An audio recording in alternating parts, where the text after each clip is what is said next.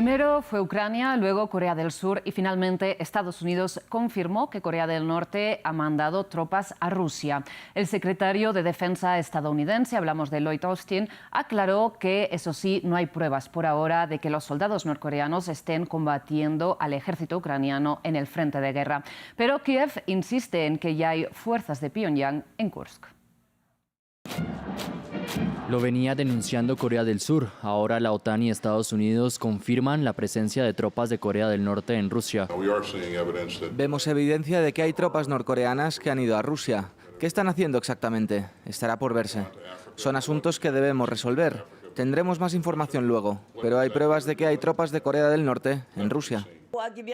Un tema muy serio, según el secretario de Defensa estadounidense, aunque aún se desconocen las tareas que cumplirían los soldados norcoreanos en Rusia, pero legisladores surcoreanos del Partido Demócrata de Corea denunciaron que el número de soldados norcoreanos en Rusia se habría duplicado frente a la denuncia previa. En este momento diré que alrededor de 1.500 soldados más han sido enviados a Rusia. Entonces, el número total de soldados norcoreanos enviados a Rusia hasta el momento es de alrededor de 3.000.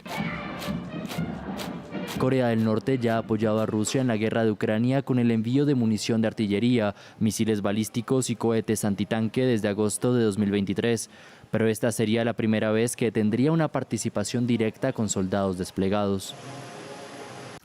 Bien, y este jueves, en la clausura de la cumbre de los BRICS en Kazán, Rusia, preguntado por la prensa sobre las pruebas de la presencia de tropas de Corea del Norte en territorio ruso, el presidente Vladimir Putin declaró lo siguiente. Escuchemos. Permítame comenzar respondiendo la primera parte de su pregunta. Las imágenes son una cosa seria. Si hay imágenes, entonces reflejan algo.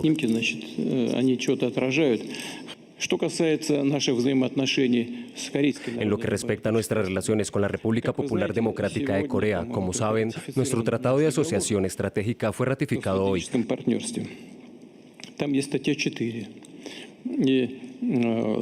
Hay un artículo 4 en él. Nunca dudamos que el liderazgo de Corea del Norte toma nuestros acuerdos seriamente, pero lo que hagamos y cómo lo hagamos depende de nosotros.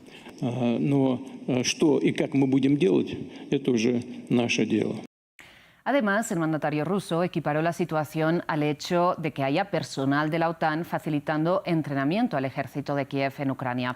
Pero ¿son comparables las alianzas? Vamos entonces hacia una escalada de la guerra. ¿Qué gana Moscú y qué gana Pyongyang en este acuerdo? ¿Logrará Zelensky ahora elevar la implicación occidental después del fracaso de su plan de la victoria? Lo debatimos a continuación con Román Ortiz. Él es analista de seguridad y defensa del Centro de Seguridad Internacional de la Universidad Francisco de Vitoria y nos acompaña desde Washington, Estados Unidos. Y también aquí en el estudio contamos con Lucas Dauria, él es profesor de Relaciones Internacionales en la Universidad de La Salle, aquí en Bogotá, Colombia. Muchísimas gracias, Román y Lucas, por aceptar esta invitación. Antes de entrar en materia, les recuerdo que, si bien ya saben que pueden repetir este episodio y todos los del debate en nuestra página web y también en nuestro canal de YouTube, ahora lo pueden hacer también en las principales plataformas de audio, son las que ven en sus pantallas. Ahora sí, Román, Lucas, empezamos con este debate y les pregunto de entrada su reacción, les planteo lo mismo a ambos, respecto a lo comentado por el secretario de Defensa de Estados Unidos. Les pregunto si ven tan preocupante esta situación, como dice Lloyd Austin, que incluso ha señalado que tendrá repercusiones no solo en Europa, sino también en el Indo-Pacífico. Les pido a modo de introducción, porque cada uno plantee un poco su postura. Román, empiezo por usted. Mire, yo creo que evidentemente es extraordinariamente grave. Me parece que representa una escalada, digamos, por dos lados de la ecuación, digamos, ¿verdad? Por un lado, por el lado de Rusia, que definitivamente está convirtiendo su agresión contra Ucrania en una guerra de coalición y está incorporando a algunos de sus socios, en particular, en este caso, a Corea del Norte, discúlpenme, a Corea del Norte. Y por otra parte, desde el lado norcoreano, que digamos ha tenido históricamente una política extraordinariamente agresiva, ha desarrollado un programa nuclear ilegal, y ahora, digamos, da un paso más involucrándose directamente en una guerra de agresión en Centro Europa, ¿verdad? Yo creo que además es una llamada, digamos, definitivamente a cualquiera que tuviese dudas de que lo que está pasando en Europa es realmente una agresión liderada por una coalición de potencias iliberales, por una coalición de potencias dictatoriales, ¿verdad? Dentro de las cuales está Rusia, pero evidentemente también está Corea del Norte y también está Irán, ¿verdad? Entonces, me parece que desde luego que es una escalada que es extraordinariamente grave y necesita de una respuesta por parte de la Alianza Atlántica, ¿verdad? Ahora entraremos precisamente a profundizar en lo que usted señala, en lo que puede ganar cada uno de estos actores que están en coalición con Rusia y de la respuesta que pueda tener la OTAN en apoyo a su aliado Kiev. Pero antes, Lucas, quiero tener también su opinión al respecto de estas declaraciones del secretario de Defensa estadounidense que califica de muy grave esta presencia de tropas norcoreanas en Rusia. Muchas gracias. Yo estoy de acuerdo con el profesor Ortiz. Yo también creo que la apreciación de Lloyd Austin definitivamente no es un error, es sin duda alguna una situación particularmente grave. Sobre todo, creo que es una situación relativamente inesperada. Quizás para algunos expertos sobre la política de Asia no sea una cosa particularmente rara. A mí me parece muy extraña, es decir, me parece poco frecuente, sobre todo por el hecho de que las relaciones entre Corea del Norte, Rusia y China son relaciones muy particulares. Corea del Norte tiene, como decía el profesor Ortiz, una forma muy agresiva de llevar a cabo política exterior. Y esto implica también tener una política particularmente agresiva, inclusive con sus propios aliados. Tiene unas alianzas de defensa mutua con China. De hecho, la única alianza de defensa mutua que existe en la política exterior china es con Corea del Norte. Tiene ahora esta que fue ratificada justo hoy con Rusia. Y a pesar de todo, creo que en el fondo esta suerte de voluntad de querer participar directamente de forma carnal en la guerra en Ucrania también demuestra de algún modo que Corea del Norte está desafiando la forma en la que China quiere llevar a cabo su propia política exterior en la región, en parte porque China ha sido verbalmente muy clara con respecto al desarrollo de armas nucleares por parte de Corea del Norte, ha bloqueado múltiples veces iniciativas de Corea del Norte por medio de su uso del poder de veto en el Consejo de Seguridad de Naciones Unidas. Y no apoya abiertamente a Corea del Norte en el desarrollo de armamento nuclear. Probablemente Corea del Norte lo que quiere, quizás lo que quiere lograr de Rusia es precisamente un cierto apoyo que China no le da en este sentido, porque pues, Corea del Norte se encuentra en una situación económica particularmente grave, sufre de hambrunas muy intensas, el 40% de la población en promedio, de acuerdo con estimaciones de Naciones Unidas, sufre de verdaderas condiciones de hambre en Corea del Norte y probablemente lo que espera Kim Jong-un es recibir alguna clase de apoyo, bien sea en suplementos para la tecnología militar y el desarrollo nuclear por parte de Rusia o alguna clase de ayuda para poder sobreponer su política alimentar. Ya que usted saca el tema, Román, se lo traslado. ¿Qué considera usted que está buscando Corea del Norte en esta alianza con Rusia? Bueno, yo creo que, digamos, por un lado, primero quiero subrayar que en este caso China no es parte de la solución, es parte del problema. China ha estado usando, digamos, durante mucho tiempo a Corea del Norte como un elemento, digamos, un estado tapón para prevenir la unificación de la península coreana, ¿verdad? Entonces tiene una relación de alguna manera un poco de amor-odio con la estrategia o la política exterior coreana. Por un lado, es cierto que trata, digamos, de modular algunos de los comportamientos de Corea del Norte, pero por otra parte también es cierto que Corea del Norte ha sobrevivido a las sanciones, básicamente porque China se ha convertido en una gran puerta para que pueda violar esas sanciones internacionales para prevenir el desarrollo de armas nucleares. En ese sentido, digamos, China ha sido un cómplice perfecto. Más allá de eso, yo creo que busca tres cuestiones claves. La primera es: quiere tecnología para modernizar sus fuerzas armadas. El ejército norcoreano es muy grande, pero también es muy anticuado. Número dos, yo estoy de acuerdo en el sentido de que ciertamente trata de encontrar un contrapeso a su alianza con China para ganar más margen de maniobra, ¿verdad? En Rusia, y en consecuencia acercarse a Rusia le da más margen de maniobra para poder, digamos, negociar en posiciones más confortables con China. Y finalmente me parece que es parte, los tres, digamos, China, Rusia y Corea del Norte, al igual que Irán, tienen un objetivo común, que es destruir el orden internacional tal como existe en este momento, digamos, acabar un poco de alguna manera con un orden internacional basado en normas, basado de alguna manera en el sistema de Naciones Unidas que ellos básicamente quieren dinamitar. Entonces hay una convergencia de objetivos estratégicos entre estos países. Y en este orden internacional que usted describe también es relevante, sin duda, la quizás no hegemonía, pero digamos la supremacía estadounidense, que también hemos visto recientemente cómo pone en tela de juicio este sistema de Naciones Unidas, en su caso, más bien en ese apoyo a Israel, ¿no? Por todos lados se está desquebrajando ese sistema de Naciones Unidas, pero le pregunto en particular, usted señala esta alianza entre China, Irán, Rusia. ¿Qué tan cómplice cree usted o qué tan enterado ha estado el gobierno chino de que Corea del Norte iba a mandar estas tropas a Rusia? Bueno, déjeme empezar por decir que me parece que no se puede poner en el mismo nivel a los Estados Unidos y a Rusia o China en este caso. Uno puede, digamos, discrepar de cuál es la política norteamericana en la guerra que existe actualmente en Oriente Medio, pero lo cierto es que los Estados Unidos están tratando de contener a Israel, han estado buscando un cese el fuego, y por otra parte que Israel lo que ha hecho, más allá, digamos, de cómo se haya luego extendido la guerra, es reaccionar a un ataque que, como usted seguro que recuerda, sucedió el 7 de octubre contra su población civil. Dicho esto, yo creo que lo que uno podría esperar aquí es que de alguna manera los Estados Unidos van a tratar de alguna manera de reunirse con la OTAN y tomar una decisión colectiva para responder a esta agresión. Y yendo concretamente al caso de China que usted señala, China está jugando un papel fundamental para hacer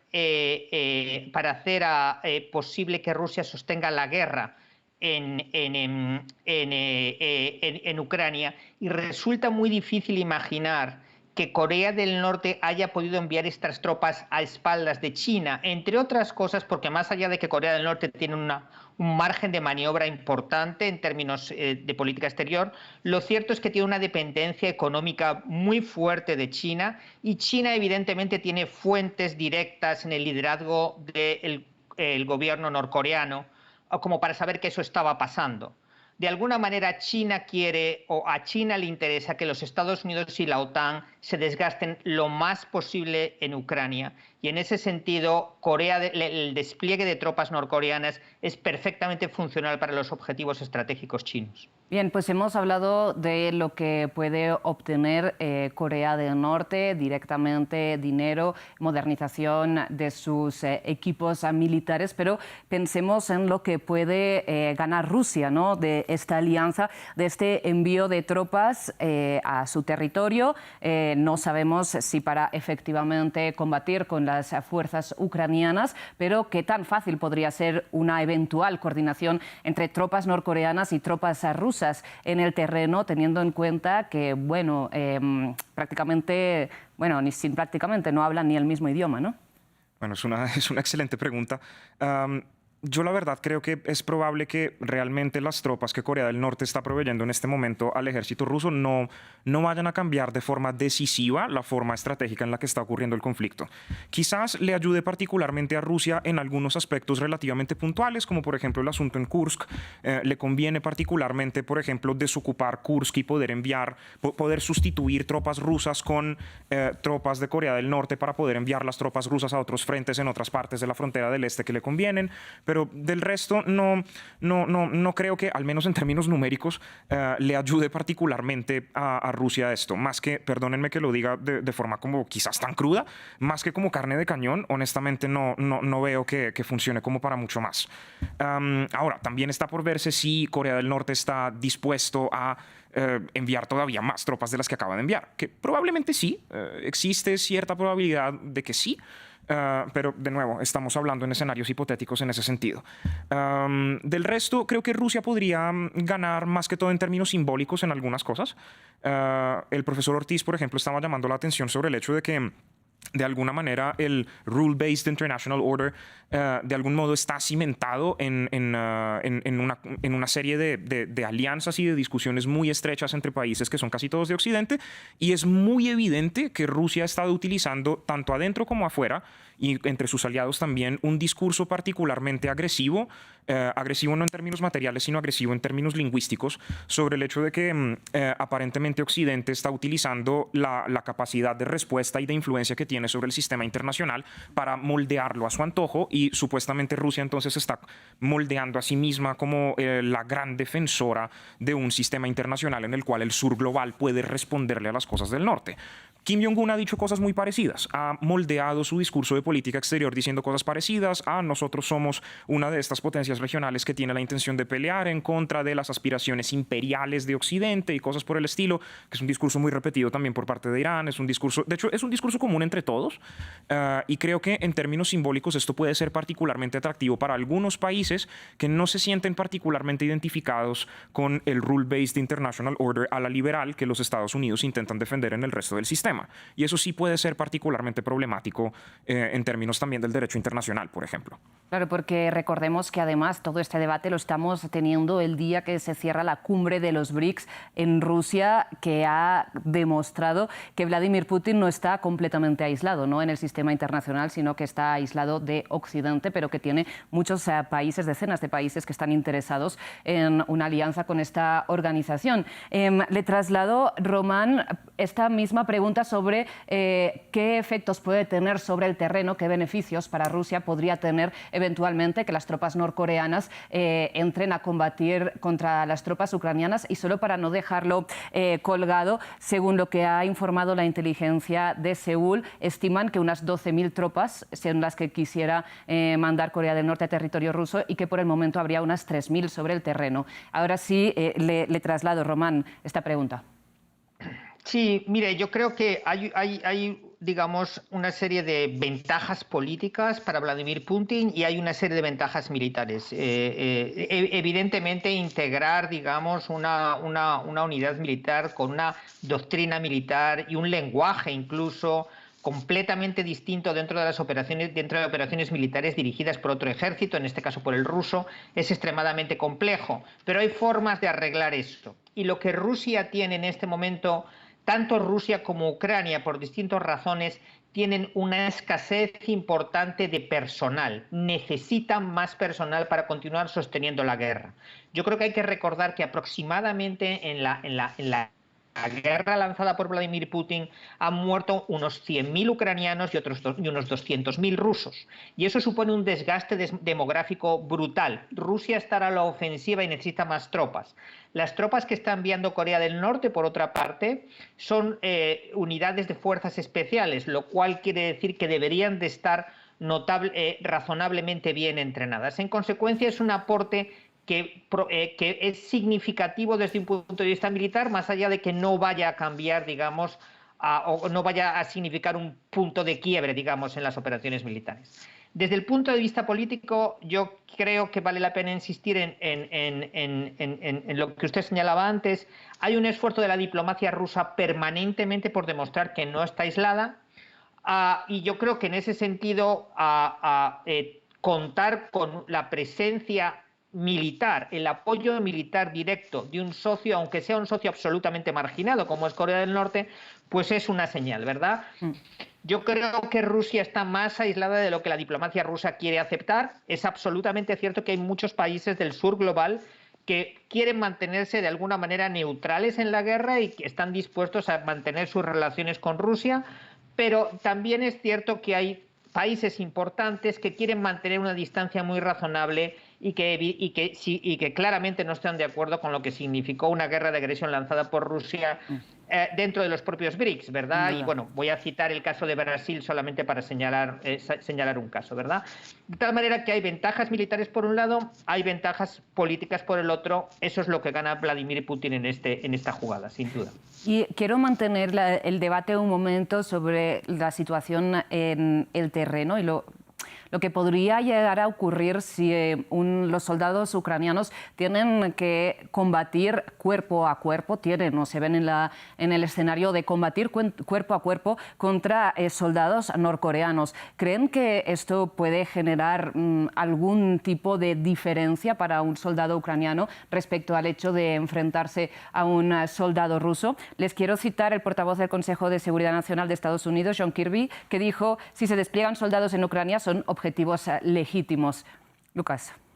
Bueno, en efecto, de acuerdo con el derecho internacional, a todas luces son objetivos militares que pueden ser objeto de un ataque armado. Con eso creo que no hay mucha discusión.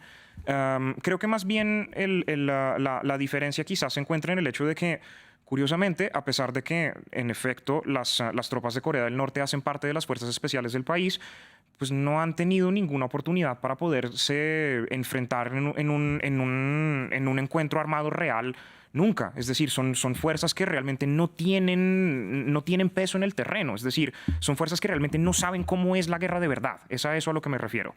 Pueden de pronto haber recibido entrenamiento desde hace un mes y medio en el este de Rusia. Estaban ya posicionadas aparentemente en el puerto de Vladivostok. Está bien, pero aparte del relativamente corto entrenamiento ruso que pudieron haber obtenido antes de pasar directamente al frente en Ucrania, tienen muy poca experiencia en combate abierto.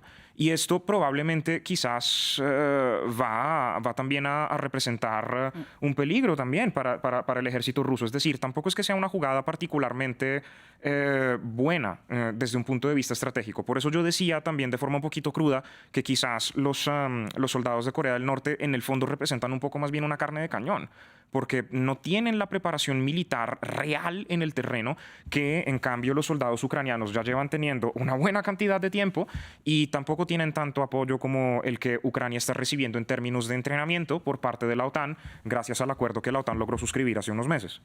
Y precisamente, más allá de las capacidades, militares que tengan estos batallones que despliegue Corea del Norte en Rusia, le pregunto, Román, por la percepción de enemistad entre un soldado ucraniano y un soldado norcoreano. No sé si, la deshumanización del otro, por decirlo de algún modo, se articula igual entre un soldado ucraniano y uno norcoreano, o uno ucraniano y otro ruso.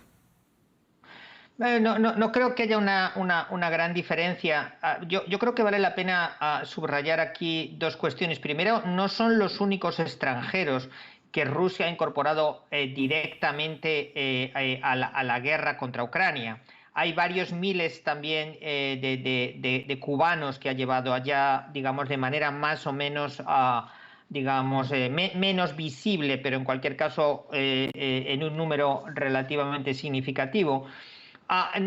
Por otra parte, lo cierto es que hay que comparar la entrada de las tropas norcoreanas con la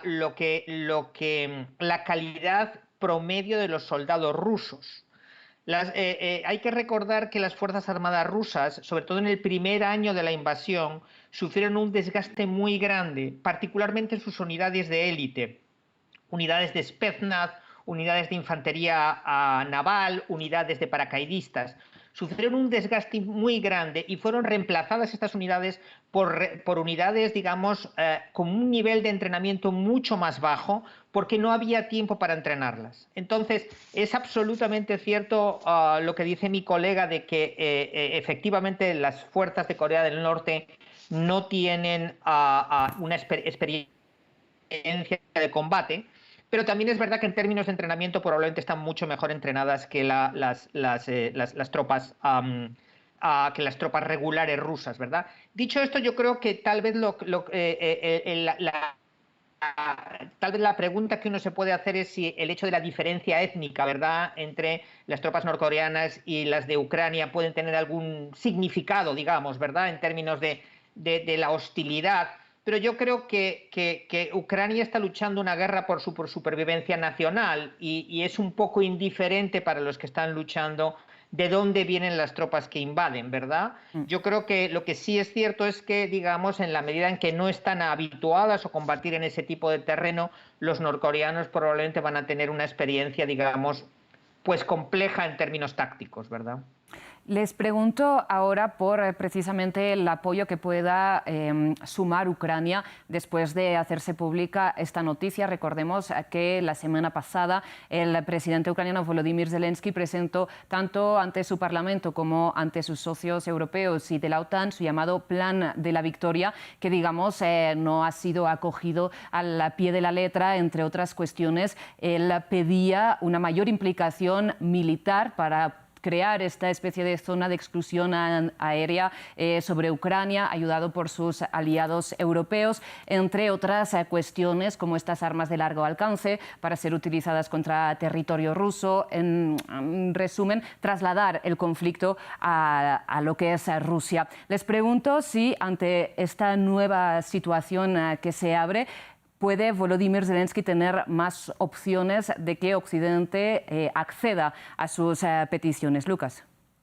Bueno, no estoy completamente seguro de que otros países que hacen parte o de la OTAN o de la Unión Europea ahora estén directamente dispuestos a aceptar lo que Zelensky les pide, pero definitivamente se trata de una situación muy clásica para los países de la Unión Europea, que siempre han estado detrás de las intervenciones de los Estados Unidos, siempre solicitando ayuda toda la vida. Es una cosa que los múltiples presidentes de los Estados Unidos después de la Segunda Guerra Mundial siempre les recalcaron y siempre empujaron a los europeos a intentar hacer las cosas ellos solos, y evidentemente no pueden, de modo que esta es otra en las múltiples decepciones en intervención de política exterior y sobre todo de defensa de la Unión Europea, que sigue dependiendo fuertemente de la OTAN.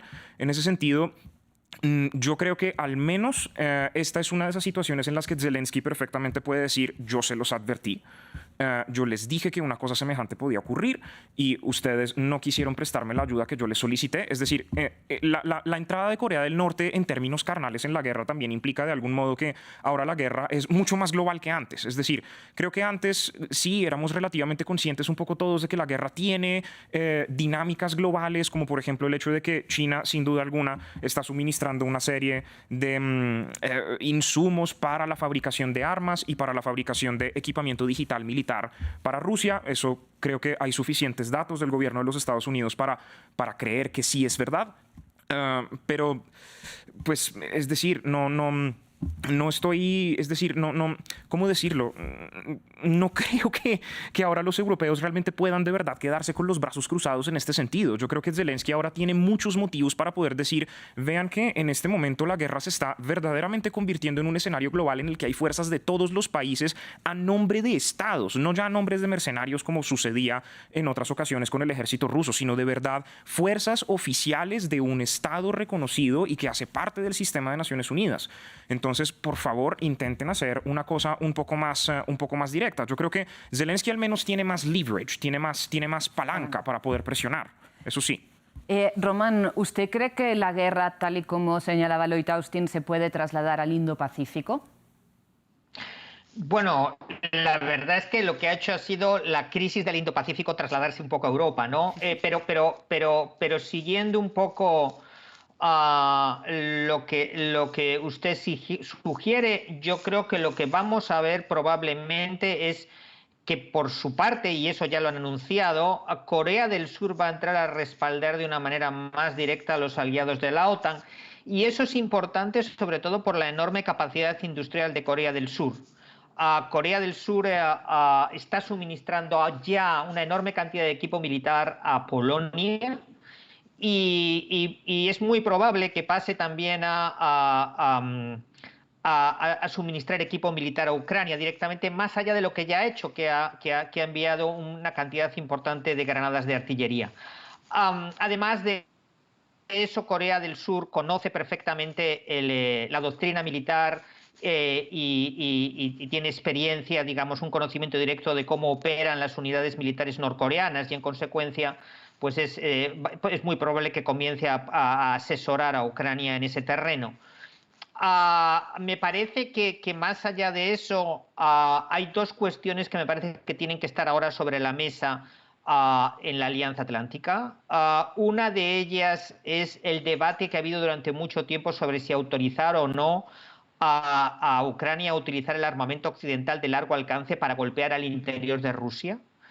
Me parece que ese es un debate que probablemente la entrada de Corea del Norte en la guerra definitivamente cierra. Yo creo que Zelensky va a conseguir esa autorización. La otra cosa que me parece que es importante en este contexto es que es probable que la propuesta del presidente Macron de hace algún tiempo, en el sentido de que la OTAN podría desplegar unidades dentro de Ucrania, no en tareas de combate, pero sí en tareas de apoyo, como por ejemplo para mantenimiento, para apoyar en cuestiones logísticas, de tal manera que se liberase personal ucraniano para poder ir al frente y poder incrementar las unidades de combate ucranianas. Me parece que es algo que en su momento se recibe con mucho escepticismo por los países europeos, pero que probablemente ahora podría tener una acogida, podría ser mejor acogida, ¿verdad? Dicho todo esto, la verdad es que lo que vaya a hacer la OTAN y la Unión Europea, sin lugar a dudas, está pendiente de una fecha, y esa fecha es el 5 de noviembre, cuando va a haber elecciones en los Estados Unidos, y va a ser probablemente un momento decisivo para determinar qué pasa en muchos sitios y también en la guerra en Ucrania, ¿verdad?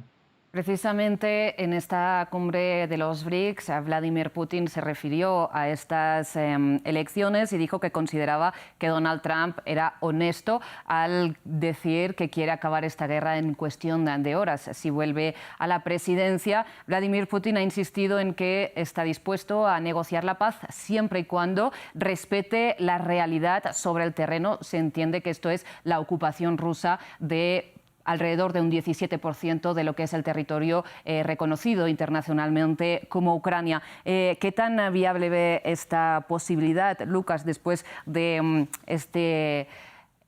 cómo se han elevado, ¿no?, un poco las tensiones con esta llegada de soldados norcoreanos? Bueno, pues en un posible escenario en el que Trump gane las elecciones, yo realmente veo la situación incluso más grave que antes, sobre todo porque Trump ha demostrado en múltiples ocasiones que tiene relaciones particularmente estrechas con regímenes autocráticos que no son muy bienvenidos dentro del sistema de reglas liberales normales por el cual se rige la Unión Europea y se rigen los países miembros de la OTAN también.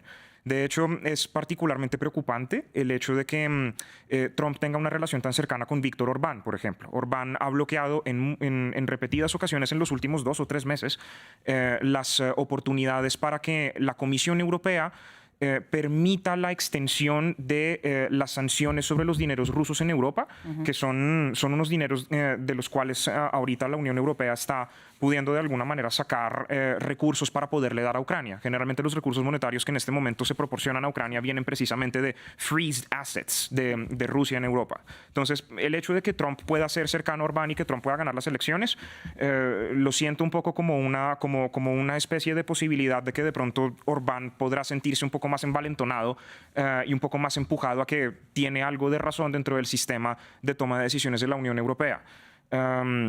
Creo que ese es probablemente uno de los peligros más cercanos en ese sentido.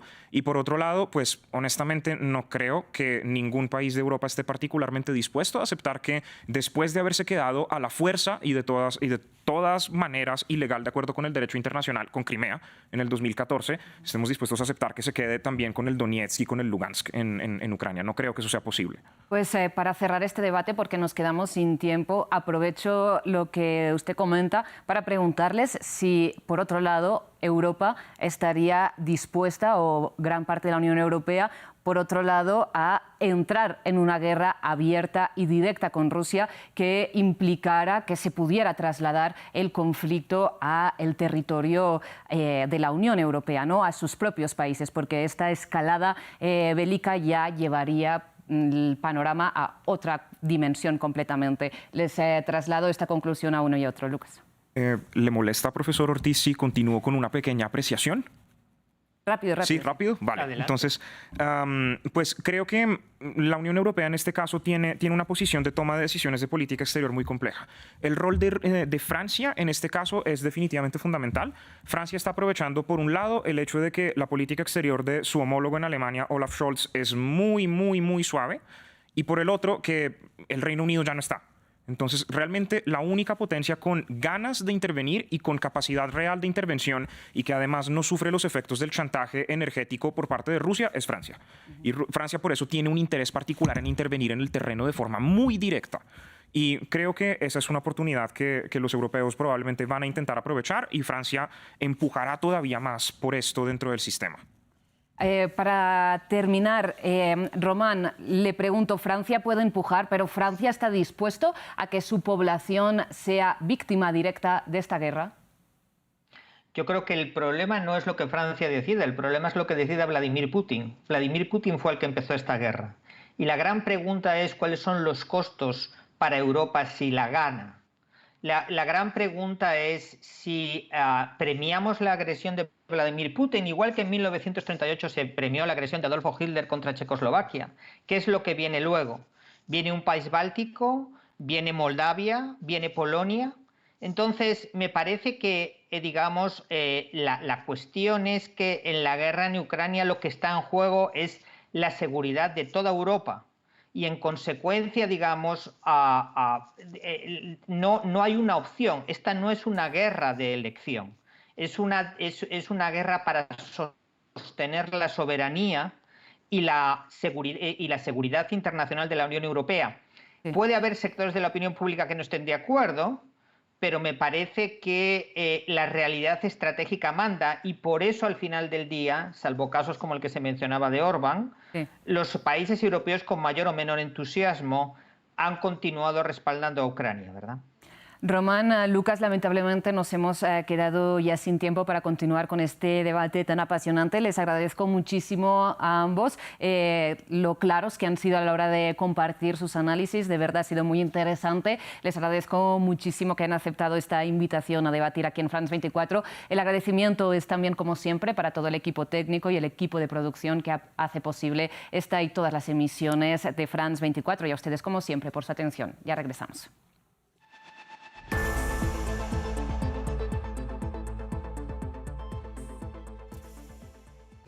¿Hacia dónde va Europa? ¿Cuál es su peso en la balanza global? Un repaso a la actualidad de los 27 países de la Unión Europea, con reportajes y entrevistas de nuestra corresponsal en Bruselas. Europa hoy, en France 24 y France24.com. Desde 2006, en francés, inglés, árabe y español, las principales personalidades del mundo nos han concedido entrevistas exclusivas. Líderes mundiales nos han compartido su visión de mundo. Artistas y creadores nos inspiran con su trabajo y sus ideas. Intelectuales e innovadores nos cuentan cómo dan forma a nuestro futuro. Las grandes personalidades están en France 24. Liberté, égalité, actualité.